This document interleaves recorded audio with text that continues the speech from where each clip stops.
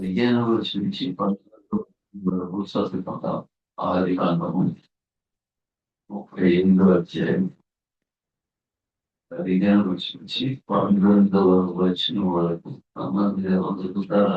అమ్మాయి చదువుతారు.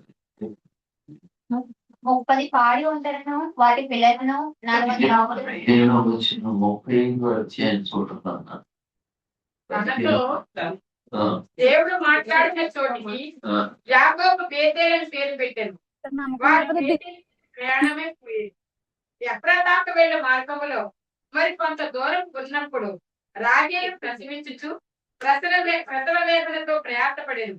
ఆమె ప్రసవం వలన ప్రయాసపడుచున్నప్పుడు మంత్రస్థాని ఆమెతో భయపడకము, ఇది నీకు కుమారుడగునని చెప్పారు. ఆమె మృతి పొందెను. ప్రాణం పోవచ్చుండగా ఆమె అతని పేరు బెనోని అనెను.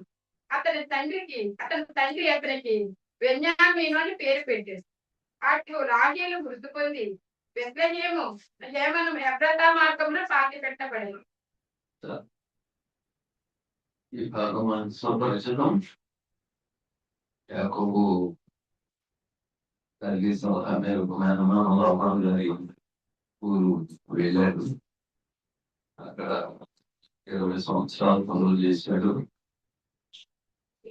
ఆ పురుగు పురుగు అంటే గొర్రెలు మొదలస్తూ లాభాన్ని ఎంత పనులు చేశాడు. ఇద్దరు అమ్మాయిలు పెద్ద అమ్మాయి కట్టించిన ఆకర్షణగా ఉండడానికి దాని చేతులు ఆయిల్ తెచ్చి ప్రాణం తెచ్చుకున్నాడు. ఈ చిత్రం తెచ్చుకున్నారు. 7 మామతో చెప్తే అబ్బాయి మా దేశంలో అమ్మాయి ఇవ్వాలంటే 7 సంవత్సరాలను పూజలు చేస్తే మా మందలు వేస్తే నా కుమార్తెను నీకు ఇచ్చి వివాహం చేస్తాను. అలాగే మా భార్యల కోసం 7 కాదు 8 చేద్దాం అనుకున్నాడు. వేరానికి వేస్తే మామేమో మోసం చేసి కృషిలో కట్టాడు. సరే అయిపోయింది. ఇదే మా అమ్మాయి కూడా చేశామంటే అదంటే 40 మా దేశంలో సంప్రదాయం అమ్మాయికి తెలియజేయడానికి చేయడానికి బాగుంటారు. మామగారు వాళ్ళు 2 ఆఫ్రికలు జరిగినాడు. అదే ఆ మామూలుగా ఈ సంగతి ఇంకా 4 ఆఫ్రికలు జరిగినాడు అని చెప్పి కాకుండా సరే మనం యాకోబుని దైవసేవక పాస్టర్స్ ఎప్పుడు కూడా మోసపడితే చిత్రీకరిస్తారు. అది నిజం కాదనడానికి లేదు. కానీ అదే టైంలో మోసగాళ్ళు ఎక్కువ అసలు తెలియగలిగిన వాళ్ళు అవుతారు. అవునా కదా? అంటే ఎవరన్నా గొర్రెలు కొట్టించారంటే ఎవరన్నా మోసం చేయగలిగారంటే మోసం చేసిన వాళ్ళ యొక్క వివేకాన్ని ఈ వివేకవంతులు సొమ్ము చేసుకుంటున్నాడు. సైకో నేరాలు అద్భుతాలు కొట్టేస్తారు. ఎందుకంటే వాళ్ళు మోసపోయిన వాళ్ళంటే వాళ్ళకి అసలు తెలియగలిగినటువంటి వాళ్ళు. సరే మొత్తం మీద అయిపోయింది. మరి అయితే రాహేలు కూడా నీకు ఇస్తాను అబ్బాయి ఆయన చేత ఇంకొక 7 కొలుగు చేయమన్నాడు. అదే మా అమ్మ 14 రాహేలు కోసం అని చెప్పని మరో 7 తీశాడు. ఆ తర్వాత నాకేం మందలు లేవు కూలీదని చెప్పానంటే అయితే అప్పుడు ఇక్కడ వివేకం బయటపడింది. ఎలాగంటే ఈ మందల్లో సాగమైంది నాయి సాగం సిద్ధంగా ఉండేది అయితే బాగుంటుంది మామ అంటే అందులో మామ అగ్రిమెంట్ కూర్చుకున్నారు. సరే కాలంలో నాకు తెలుగు ఉపయోగించాడు. క్షణాలు చండిస్తాలు అదే మన పాటి మాటలు లాంటి అనుకోండి. అక్కడక్కడ ఒక్కొక్కరుగా పిలిచి సార్లు చేసి ఇలా ఈ విధంగా సొంత పెడితే మంద మీద మందలు ఎక్కువ గొర్రెలు ఈయనప్పుడల్లా గొర్రె పిల్లలు పెట్టినప్పుడు అయింది సార్లు పెట్టింది. సరే మొత్తం మీద దేవుడు చివరికి మాట్లాడాడు. బయలుదేరుతున్నాడు. అప్పటికే రాగేలు గర్భవతి. అది చివరికి దగ్గర 2 రోజులు ఎప్పుడు ప్రాంతానికి చేరుకునేటటువంటి దశలో రాగేలు ప్రసవ రావడం. ఆ ప్రసవ వేగంలో అది తట్టుకోలేనంత ప్రసవ నాటుకి యోసేపు పుట్టాడు. యోసేపు పుట్టిన 16 సంవత్సరాలకి రాగేలు 2వ సంతానం. ఇది కూడా నీకు మాకు శిశువేనా మంత్రస్నాన్ని చెప్పింది. ఆ ప్రసవంతో పెట్టినటువంటి ప్రాణం పోతుందని తెలిసినటువంటి రాహేలు ఆ పసివాడికి బెలోని అని పేరు పెట్టింది ప్రాణం పోయింది. ఏంటి అది అపక్షేపటి 14 సంవత్సరాలు తొలుగు చేశారే, 14 షార్ట్ ఇయర్స్ తొలుగు చేశాడు మామగారు మందలగా. ఎందుకంటే రాకేళ్ళి ఎంతగా ప్రేమించాడో అంతగా వేల పెద్ద లెక్క అనిపిస్తుంది. ఇప్పుడు రాకేళ్ళు వచ్చి ఏడుస్తూ కూర్చోవాలా? రాకేళ్ళు విడిచిపెట్టిన దుఃఖాన్ని సహించలేనంత దుఃఖాన్ని భరించడం కష్టమైతే ఈ దుఃఖపుత్రుడు కూడా మరో మాటలు చేస్తే దుఃఖపుత్రాన్ని మనం తెలుగులో పేరు పెట్టవచ్చు. ఏం చేయాలనేది ఇక్కడ యాకోబు యొక్క వివేకయుతమైన ఆ వివేకం విజ్డమ్ ఉపయోగించి వివేచనను ఉపయోగించి రాజ్యాల కొరకైన దుఃఖాన్ని అంతా దిగమింగుకుంటూ ఆ రాజ్యాలు పెట్టిన లోపకు ఇష్టమైన నా ప్రాణానికి వచ్చాడు వీడు చెప్పి నాకు దుఃఖాన్ని కలిగించాడని దుఃఖపుత్రాన్ని నామకరణం చేసి చనిపోతే ఆమె ఎవరో బ్రతికించుకోలేదు. రాకేలు తెచ్చుకోలేదు. కానీ వీడినైనా దీవెనపుత్రుడుగా మార్చుకోవాలనుకుంటున్నాడు. అది యాకోబు యొక్క వివేకం. ఎప్పుడు మోసగాడుగా చూపించే విధం రైట్ కాదు. అక్కడ చాలా వివేకం కలిగిన వాడు.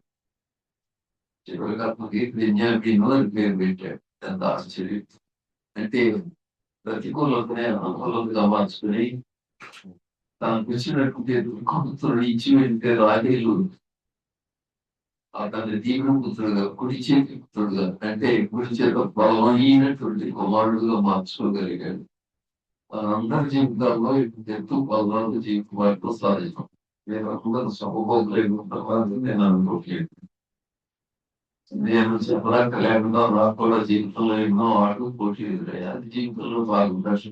పార్ట్స్ లో తీసుకోవడం అటువంటి ప్రయాణంలో ఎదురైనాయి. ఎంతో పల్లంగా చేసుకుంటూ పల్లాన్ని ఎత్తుగా మార్చుకుంటూ ముందున్న భూమిని దాన్ని సమతలంగా చేసుకోవడం అనేది మనం నేర్చుకోవాల్సిన దేవుడి ఇచ్చిన విఘ్నత వివేకము వివేచనలతో ఎంతో పల్లంగాను పల్లాన్ని ఎత్తుగా మార్చుకుంటూ సమతలంగా చేసుకోవడం. మీకు తెలుసా రైట్ రాంగ్గా చేసుకోవచ్చు. We don't know how to react with the right things, we can end up changing them into wrong things.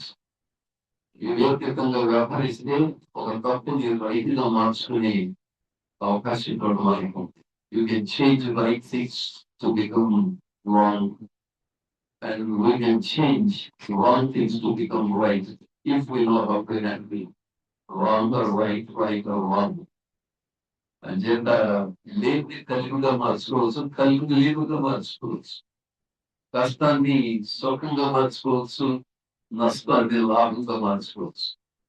ఎలాగండి ఇదంటే God has made it absolutely unshakable principles. God uses spiritual principles in His word. దేవుడు తన వాక్కులో నిర్వీకంగా చేసి పెట్టాడు, పొందుపరిచి ఉంచాడు, store చేసి ఉంచాడు. అది మనకు ప్రామాణికం. ఆ దైవిక లేఖనాల్లో ఉన్నటువంటి దైవిక సూత్రాలు ఉన్నాయి, ప్రిన్సిపల్స్. వాక్యాలు బట్టి పెట్టడం మంచిది, అప్పగించడం మంచిది, చదవడం మంచిది, అధ్యాయాలు చదవడం మంచిది, బైబిల్ అంతా చదవడం మంచిది. నేను రక్షించబడిన 2 మాసాలకి 60 సంవత్సరాలు నాడు ఇదే మాసంలో నేను రక్షించబడ్డాను. ఇంకొక 2 రోజులైతే తిరిగి పుట్టుక జన్మదినం వస్తుంది. ఈ రోజుకి 60 సంవత్సరాలు నాటి నేను ఒక ఏకమైనటువంటి జోదగాడుతాను. పేరాటం చిరుడు వేస్తున్నాను, మానసిక బ్రతుకుతున్న రోజులు. ఒక రోజున మా అమ్మగారు నా దగ్గరికి వచ్చి అన్నింటితో అడిగి నేను గోపీలు ఉన్నాయి చేస్తాను అయ్యా, నువ్వు చేస్తానంటే చెప్పమా అన్నాను. చాలా యాక్సిడెంట్గా ఉండేవాడిని. పెళ్ళి అయినప్పటికే పెళ్ళి అవ్వకముందే అడిగింది ఈ ఫేవర్స్ చెప్పమంటే, నేను దేవుడు పట్టుకుంటాడు అయ్యా, దేవుడు నాతో మాట్లాడుతున్నాడు, నేను తన సేవ ఎంచుకున్నాను. ఆ రోజు వచ్చే వరకు నేను ప్రతి ఉండకుండా ముందుగా దాంట్లో చనిపోతే ఆ పక్క ఊళ్ళో ఉన్నటువంటి నేను వెళ్ళే సంఘస్థుల్ని పాస్టర్ గారిని వాళ్ళు పిలిపించి పాటలు పాడిస్తూ నా భౌతికాయాన్ని పెట్లో పెట్టి క్రైస్తవ పద్ధతిని సమాధి చేయాలి ఏమంటావు? అలాగే అమ్మా ఎందుకంటే ఆఫ్టర్ అమ్మ నా కోసం ప్రాణం పెట్టి అమ్మ 3.5 సంవత్సరాల వయసులో మన అమ్మగారు చేతబడిలో చనిపోతే మైండ్ చెడిపోయి అమ్మ పాత్ర అయ్యి పాత్ర పోషించి ఆ అమ్మాయి అన్నాడు చదువుకోలేదు. కానీ నేను 6వ తరగతి 7వ తరగతి ఆ రోజుల్లో మెట్రిదేమోకి అమ్మ బాగా బాగా తీసుకుని ఆ ఇంటికి రాసి దిద్దించాను. అదే అమ్మ తెచ్చుకున్న అక్షరాలు. ఆ తర్వాత అమ్మ పడిన కష్టాలు కానీ అమ్మ మోసిన భారం కానీ అవన్నీ చూస్తూ పెరిగాను. సరే ఎందుకయ్యా అంటే ఒక విధవరాలు నిజదేవుడిని తెలుసుకుందని ఈ ఊర్లో ఉన్న 8,000 మంది జనాభా ఉన్న మా స్వగ్రామం కృష్ణా జిల్లా కుటుంబాల గ్రామవాసులమైన మా ఊరాళ్ళందరికీ తెలియాలి అయ్యా నేను చనిపోయిన రోజున కూడా ఒక విధవరాలు నిజదేవుడిని తెలుసుకుని సేవించిందని నా స్వామి నా సమాధి రోజు కూడా తెలుసుకోవాలి అంటా ఉంది. సరే అలాగే నాన్న అది ఇంకా ఎగ్జామ్గా వస్తున్నాయని పెళ్లి వచ్చింది. విగ్రహారాధన చేసే అమ్మాయిగా అక్కడికి నుంచి వద్దు విశ్వాసం అక్కడ రైతులు వాళ్ళు రక్షించబడుతున్నారట. అక్కడి నుంచి వచ్చిన అమ్మాయిని చేసుకోవాలి సంబంధం. దానికి కూడా తగ్గుతాను. సరే అంతిమంగా పెళ్లి అయిపోయింది. ఆ తర్వాత వివాహం అయిన సంవత్సరానికి ఈ సీజన్లో ఇదే టైంలో జీవితం యొక్క అర్థం తెలియకుండా దాంట్లో ఈ వార్త purpose of life is all about చాలా ఆవేదనతో మా బాబు ఎప్పుడో చచ్చిపోయాడు. నాకు అన్నంలో అతిశయం లేదు. ఎక్కువగా వెళ్ళండి అని ఆ లోన్లీ ఫీలింగ్ ఎక్కువ ఏడుస్తూ పెరిగిన వయసు. పైగా మా అమ్మాయి దేవుడు దండం పెట్టి దేవుడు ప్రత్యక్షమయ్యాడు. ఏం చేశాడు అని చేత అమ్మ అందరూ అనుకునే భాష నాకు తెలుసు. మా అమ్మాయి మతంలో జరిపి కానీ కొత్త దేవుడు దొరికిన తర్వాత అమ్మకు గొప్ప ఆనందం ఇది ఉన్నది తిండి. ఈ కొత్త దేవుడిలో ఏదో మహిమ ఉందని నేను అనుకునేవాడిని. సరే మొత్తం మీద మా అమ్మగారు ప్రాణం పెట్టే అమ్మా ఎలాగైనా జీవితంలో తాను పెట్టిన అమ్మాయి రేపు మాకు వచ్చే పిల్లలకి వస్తారు. వాళ్ళకి నేనేం ప్రయోజనం లేదు. నా జీవన శైలి వాళ్ళకి అక్కడ కూడా అబ్బాయి దేవుడు గారు ఉన్నారు. మరి ఆ దేవుడు గారికి మన వాళ్ళని ప్రయోజనం కొన్ని వీళ్ళందరూ లేచి నేనేమన్నా నాకేమన్నా ప్రయోజనం అంటే నాకు కూడా ప్రయోజనం లేదు.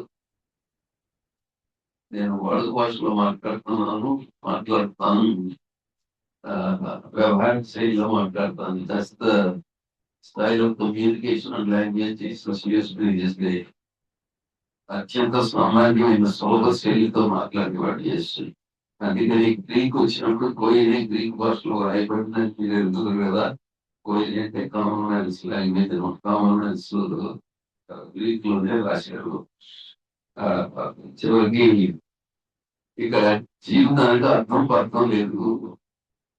There is no meaning to this life.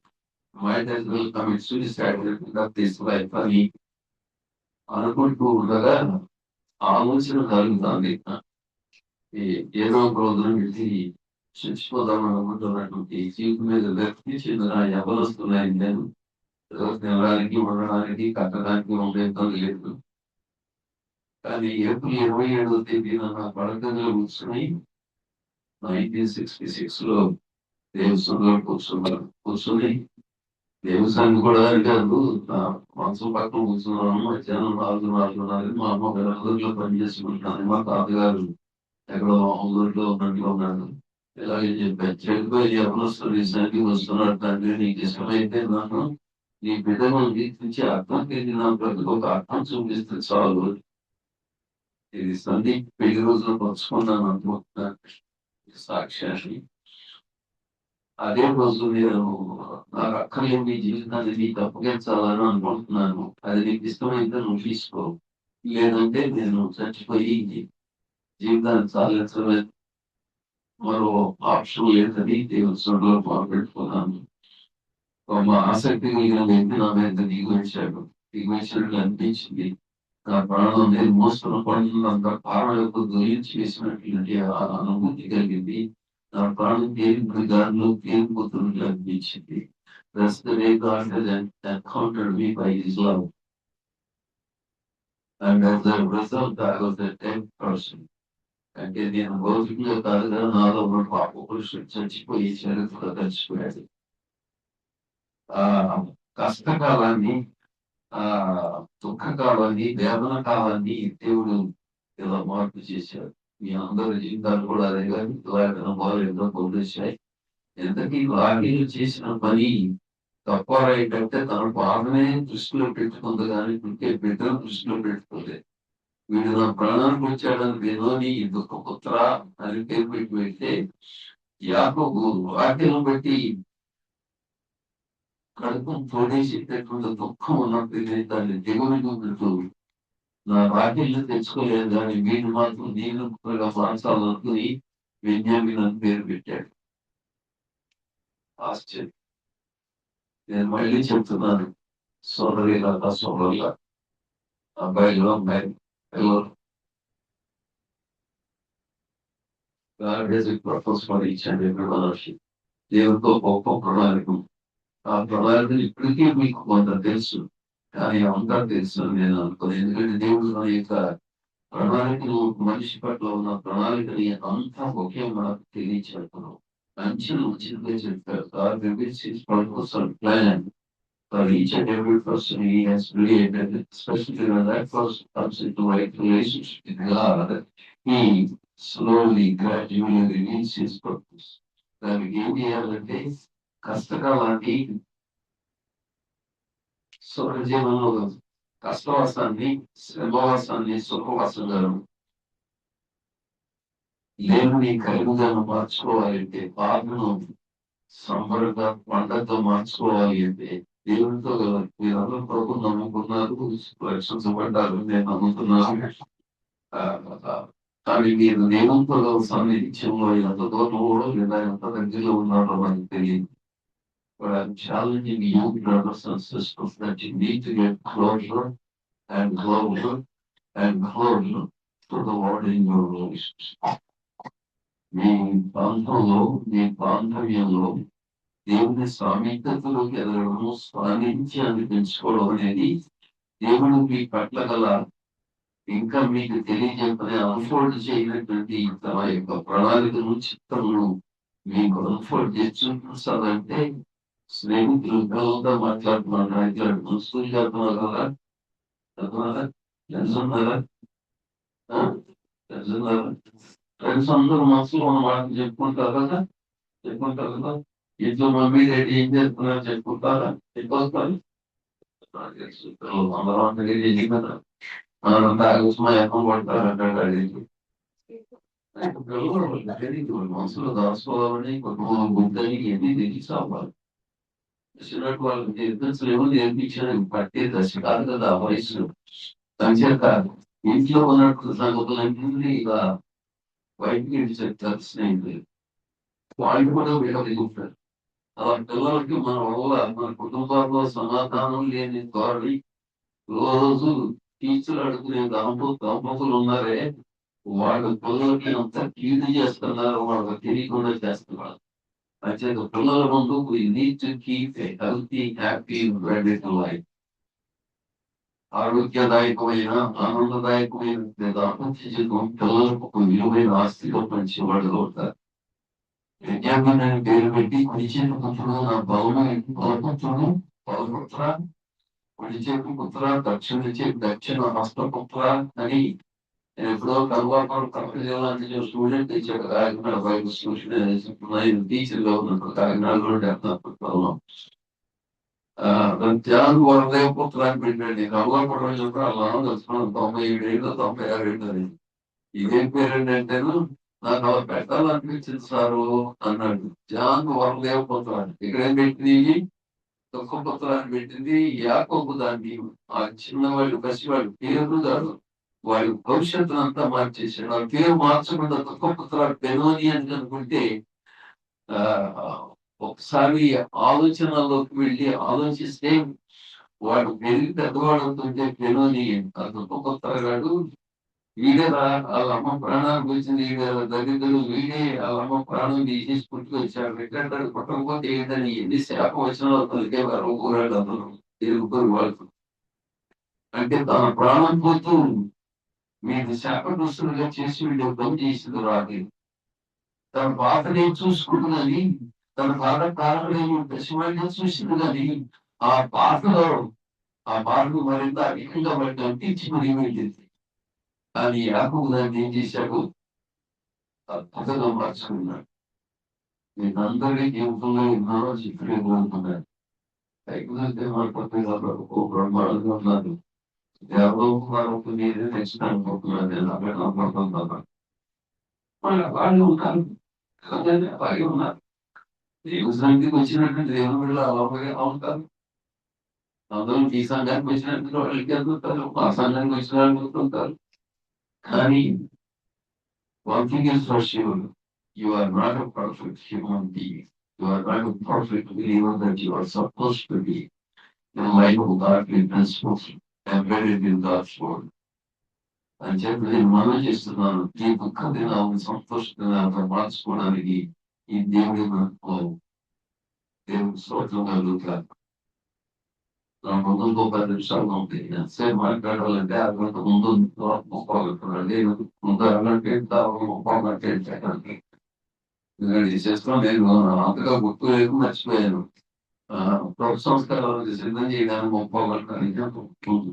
ఆ కంఠం భావన ఇస్తే సరిపోదు కదా అని చెప్పినంటే మరి మీ సిస్టమ్ పట్టే మళ్ళీ తప్పుగా ఉంటుంది కదా. ఎందుకంటే మీ సిస్టమ్ నేను ఒక వార్తలు బాగా ఇద్దారు కదా. కొంతమీద నేను మీకు అలా చేస్తున్నాను. చిన్నప్పుడు పోరాడుతున్నప్పటికి మాకు ఈ దేవుడు ఏమీ తెలియదు. ఈ దేవుడు నా దేవుడు కాదనే సంగతే తెలుసు. మా అమ్మకి నాకు పోరాడి తెలుసు. పోరాడలేదు కదా నన్ను చిన్న వయసులో నుంచి వచ్చి మొగ్గు పెట్టాను. ఏం రాయి అంతేనా నాకేడేమో చెట్లు నేను రప్ప కొట్టుకుంటున్నాడు. చెలపడిగాడేమో 8 జతలు అన్నాడు. ఆ ఇంటి పక్కన ఉన్నాడు గాంధీ గుందీగాడేమో 6 జతలు అన్నాడు. నాకేం 4 జతలే కదా అని 7 మొగ్గు పెట్టాను. మొక్కలు పెట్టిన ఉంది. ఏంటి ఇంకా పిల్లలు చూసి దానికోసం ఇంటి దగ్గరికి వచ్చి ఆరోగ్యం చేస్తారు. అవునేమో అవి దేవుడికి భాష లేదు, మాట లేదు ఈ భాష. చేస్తే పామరాలు ఐదు భక్తులు మహాభక్తి పరాయంగా చెప్పదగిన అమ్మ గురువుని చెప్పుకుంది. అన్ని భజనలు దేవతలు ఎన్ని పూజలు పురస్కారం ఎంత గరిష్టపడవరకు చెప్పలేదు. అంత అలా చూసుకునేవాడు. అమ్మంది ఏదో అని దేవుడి పెట్టుకుని ఇంట్లో తల్లిదండ్రులు తెలుసుకుంటారు. అయ్యా ఐదో రాదు పాము రాదు ఎంత గొప్ప సూత్రం ఇలా చెప్పిందో నాకు ఇప్పుడు కూడా ఆశ్చర్యం. ఎందుకంటే పామర్లైన వాళ్ళలో ఉన్నటువంటి అద్భుతమైన వ్యక్తులను నేను చూశాను. పచ్చి పల్లెటూరుకు వెళ్ళినప్పుడు, సేవాత్మగా వెళ్ళినప్పుడు కూడా చూశాను. రక్షించబడకుండా చూశాను. అర్థంలో నన్ను మహాంతర్యాలను చూశాను. మొదటి సామెతలు చెప్పేది మొదటిసారి సామెతలు ఇప్పుడు మాట్లాడితే ఏదో పెద్ద తప్పుగా ఇచ్చేటప్పుడు కల్చర్ మారిపోయింది. సంఘాలు అసలు మాట్లాడదు. లేదో అని దేవుడు పెట్టుకుని ఇంట్లో దళితులు తెలుసుకోవద్దు. అయ్యా నీకు 4 జతలు ఉన్నాయి కదా, సిల్క్ చొక్కాలు గుర్తించే కదా. అప్పుడు సిల్క్ కొత్తగా మార్కెట్ లో కొత్తనట్లు ఉంటుంది. అది మా అమ్మ బతుకులు మొన్నాడు ఉంటుంది. అప్పుడు సిల్క్ చొక్కాలు గుర్తించేది ముసరపడేవాడిని. ఎంత గొప్ప తల్లి దేవుడు నాకు బహుకరించాడు. తర్వాత రక్షించబడిన తర్వాత బైబిల్ చదవడం మొదలు పెడితే 1 తిమోతి 6:6లోకి వెళ్ళేసరికి అక్కడ ఉంది సంతుష్టి సహితమైన దైవ భక్తి సంతోషమైంది. Godliness with contentment is great gaining. నష్టాన్ని లాభంగా మార్చుకోవాలంటే తృప్తిని ఆస్తిని పోగేసుకోవడం చాలా కాదు. ప్రతి దానికి లేదో అని లేవు పెట్టుకుని దరిద్రాన్ని తెచ్చుకునేటటువంటి మా అమ్మ వద్దని ఎలా చెప్పిందో మనం ఇక్కడ కూడా అదే. ఏదైతే మనం ఏదనుకుంటున్నాం, ఏదైతే పోయిందనుకుంటున్నాం, ఏదైతే శాపం నష్టం కష్టం అనుకుంటున్నాము దాన్ని మార్చుకోవాలంటే మాత్రం తృప్తి అనే ఆస్తి కావాలి. ఏ స్థితిలో ఉన్నా ఆ స్థితిలో తృప్తిగా ఉంటున్నాం. నేను 22 సందేశాలు టీవీలో అందించాను. అదే 1 తిమోతి 6:6 మీద సంతృష్టి సైతమైన తృప్తి లేని భక్తి. ఎంతమంది భక్తులు ఉన్నారు? భక్తిని భక్తి సూత్రాలతో చేస్తేనే దానికి శక్తి ఉంటుంది. ఆ భక్తి ముక్తితో సాధన పడుతుంది. కానీ శక్తి విహీనమైన భక్తి చేసేవాళ్ళు లోకము వ్యవస్థలు ఎలా ఉన్నారు అవన్నీ మూఢ మౌక్షపు ఆచారాలు మతమోక్షపు ఆచారం ఎలా కర్మకాండంలో బానిసలుగా చేసిన వ్యవస్థ ఈ దేశంలో బానిసలుగా చేసింది అది అదుముతుంది. ఆ మాట వస్తే క్రైస్తవ సంఘాల్లో ఇలాంటి మూఢాచారాలు మూఢనమ్మకాలు లేవా? లేకపోలేదు, ఇక్కడ ఉన్నాయి. వాటన్నిటి గురించి చెప్పే సమయం కాదు ఇది. నేను మీకు మనం చేస్తున్నాను సోదరులు సోదరులు మీకు అందరికీ మీకు ఎదురైనటువంటి ఏ ప్రతికూల పరిస్థితులైనా అనుకూలంగా మార్చుకోండి. ఆ మార్చుకోవడానికి దేవుని ప్రార్థించడం ఒక గొప్ప వ్యక్తి. కానీ దాంతో పాటు మన యాటిట్యూడ్ లో కూడా మార్పు రావాలి, మన ఆలోచన విధానంలో మార్పు రావాలి. దైవికమైన సూత్రాలకు అనుగుణంగా కనుక మన ఆలోచన విధానాన్ని ఎంత మార్చుకోగలుగుతున్నామో ఎంత చైతన్యం పొందగలుగుతున్నామో ఎంత అప్గ్రేడ్ అవుతున్నామో అంతరంగంలో మన ఆలోచనలు అంతగా జీవితాన్ని దుర్భరమైన పరిస్థితుల్లో ఉన్న జీవితాల్లో సైతం సంబరంగా పండుగ చేసుకునే సందర్భాలు వస్తాయి. అలా ఎన్ని వర్షమయ్యో మీకు నేను ఊహించలేనాల్సిన నాకు ఈ 60 సంవత్సరాల ఆధ్యాత్మిక జీవన యాత్రలో ఎదురైనటువంటి ప్రతికూల పరిస్థితులు దేవుడు ఎలా అనుకూలంగా మారుస్తూ వస్తున్నాడో, దాన్ని మార్చుకునేటటువంటి శక్తిని నాకు ఎలా ఇస్తూ వస్తున్నాడో అవి చెప్పుకుంటా కొలికి గెలవాడిపోతుంది. విద్యార్థి వారు అంటారు అవి మాట్లాడుతున్నాం పాస్టర్ గారు అంటారు ఇప్పుడు ఎవరు అంటారు కదా గురతలు కాదు విద్యార్థి గారు కాబట్టి చెప్పాలంటే అనుభవం ఒక విశిష్టమైన ఆస్తి, అత్యంత విలువైన ఆస్తిని తృప్తి అనే ఆస్తిని పోగు చేసుకుంటూ అనుభవాల ఆస్తిని పోగు చేసుకుంటాం. ఆ అనుభవాల ఆస్తికి ఫౌండేషన్ ఏంటంటే గాడ్లీ ప్రిన్సిపల్స్. God's word అని మాత్రమే అన్నది. God's word కానీ God's word దేవుడు దాచిపెట్టాడు, స్టోర్ చేసి పెట్టాడు. Godly principles వాటిని పట్టుకోవాలి. నా మాటలు ముందు చేస్తాను గట్టిగా జవాబులేదు. ఈ ముందు చేస్తున్నా మీకు ముందు చేస్తారు తోడుకోండు ఏమన్నా తోడుపడుతానంటే తల్లి నేను చూస్తే నేను అంత అర్థం నా మాటలు ఎందుకు చేస్తున్నాను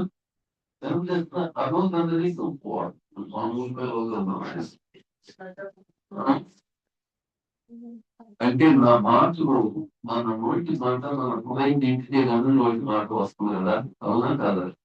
అంటే మన నోటి మాటలు మన హృదయంలో ఉన్న స్వభావానికి అర్థం పడుతున్నాయి కదా. The words of our mouth portray who we are in our attitude.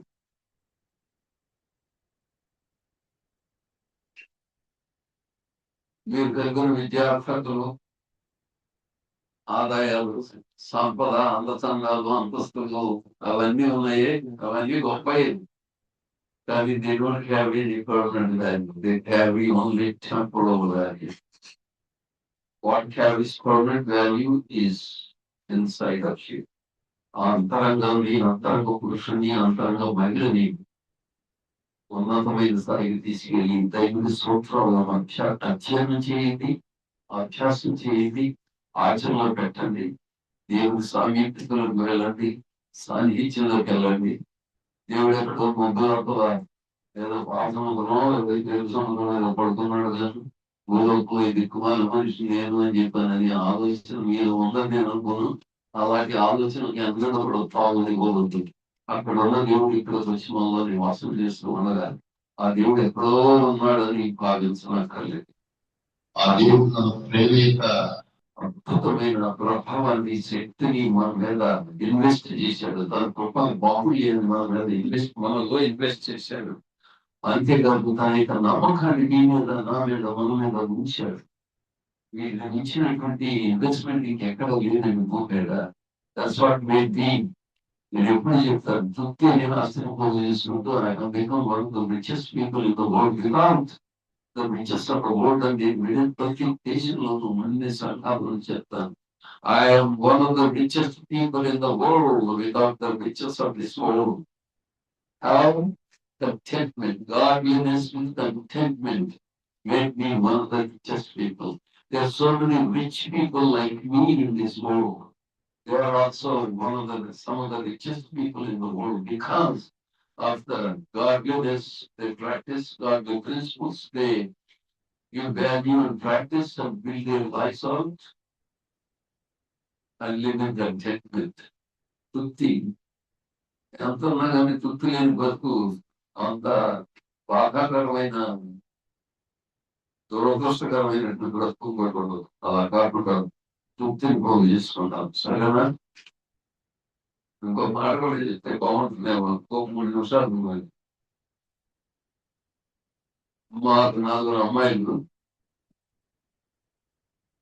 మా ఊరు మతం తీసుకున్నాం. ప్లస్ మైనస్ అనేవారు. ప్లస్ అంటే మీరుగా కట్నం తీసుకొచ్చేప్పటికీ ప్లస్ ముందు కట్నం తీసుకోవద్దు కాబట్టి ఈ కొడుకుని ఈ పిల్లల్ని మైనస్ అన్నారు. ఎంత దోషపూరితమైన భాష భావం ఉందో చూడండి. మీరే అర్థం ఉందో లేదో నాకు తెలియదు కానీ మా ఊరు నిండా ఉండేది. నాకు డబుల్ ప్లస్ అంటే అని అదేంటి మతం తీసుకున్నాక మాటలు మార్చేసామన్నారు. అవునండి. ఇప్పుడు తర్వాత ఒక అమ్మాయి పుడితే పండుగ చేసుకుంటుంటే మేము మైనస్ అంటారేసి ఎంత దోషపూరితమైన భావం ఉందండి మీ భాషలో. భాషా దోషమే, భావము దోషమే. డబుల్ ప్లస్ అంటే ఏంటారా మతం తీసుకున్నావు నీ మాటలు మారుతుంది. మాటలు కాదని మారితే మనిషి మారాడు, అందుచేత మాటలు మారేస్తున్నాయండి అనేవాళ్ళు. మా ఊరు వెళ్ళాను పెద్దమ్మాయి పెళ్లి, పెద్ద తల్లి పెళ్లి చేసిన తర్వాత పద్మాని పేరు పెట్టారు. బైబిల్ పేర్లు అస్సలు పెట్టేవాడు కాదు. ఎందుకు పెట్టేవాడు కాదంటే కల్చరల్ రెలవెంట్ నేమ్ ఉండాలని బైబిల్ అర్థం వచ్చేటట్టు తెలుగు నామాలు పెట్టేవాడు. దాన్ని ఎవరైనా పేరు పెట్టడానికి చాలా మంది పేర్లు పెట్టించుకుంటారు కదా. ఆ పేర్లు పెట్టినప్పుడు పేరు పెట్టాలి మీరే భాష కాదు. మీరు ఏదైనా ఎంచుకుంటారా అంటే ఎంచుకుంటామంటే మీరే ఎంచుకోండి. నేను ఎంచితే మాత్రం బైబిల్ పేరు పెట్టను. ఎందుకంటే పద్మ వల్లి పద్మం లేదు, బైబిల్ పేరు కదా. కానీ తెలుగుదాన్ని కనపడాలంటాం. మన కల్చర్ చూపించాలి. ఎందుకంటే మనం చేసే భక్తి కల్చరల్లీ రెలవెంట్ భక్తి అయినట్లయితే that communicates better to the people out there. రెండో అమ్మాయి పుట్టే జ్యోతిలోకి వెళ్ళాలని జ్యోతి అని పెట్టారు.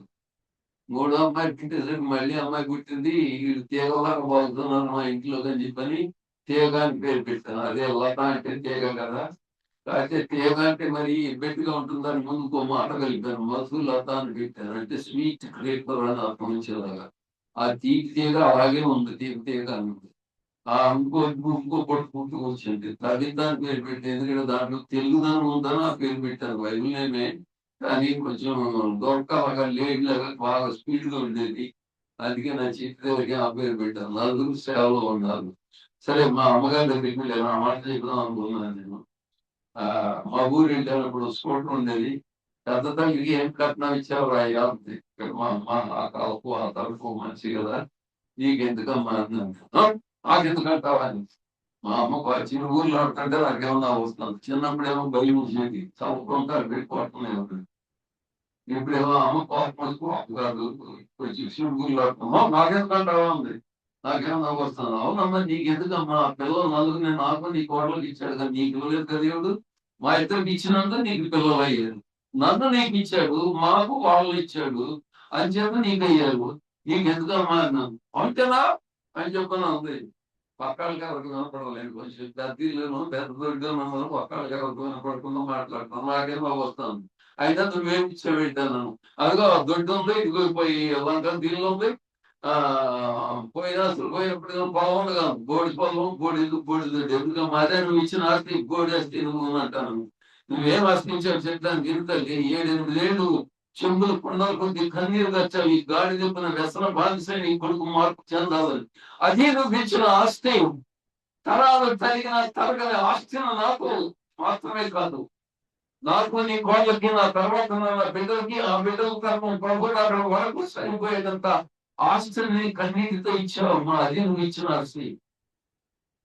నా తల్లి వచ్చిన కన్నీరు ప్రవాహంలో పడి గాయపడి యేసయ్య పాదాల దగ్గర కొట్టుకొచ్చిన కుర్రోళ్ళని చెప్పుకునేవాడిని. అప్పుడు ఇప్పటికీ చెప్పుకుంటాను.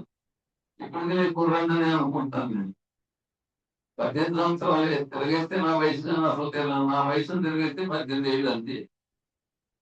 దాని దగ్గరికి అమెరికన్ అక్కడ పండితులు విద్యావంతులు ఇతరులు ప్రసాదం 80,000 వయసులో నాకు ఇప్పుడు కూడా అదే అనిపిస్తుంది. అదే కడుపు నిండినట్లుంది. నా తల్లి వచ్చిన కన్నీటి ప్రవాహంలో పడి I had been flooded by the tears of my mother to the wounded feet of the Lord Jesus. Jesus.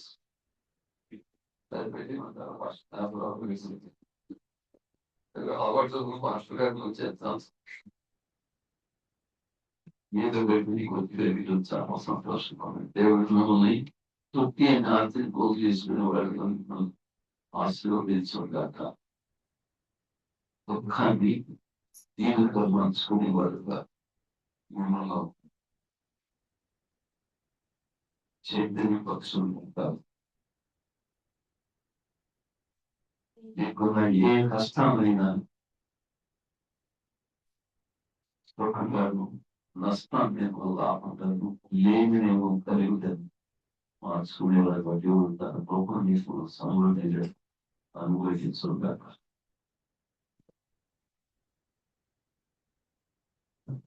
అందరం లేచి నిలబడి 197వ పాట మొదటి 2 చరణాలు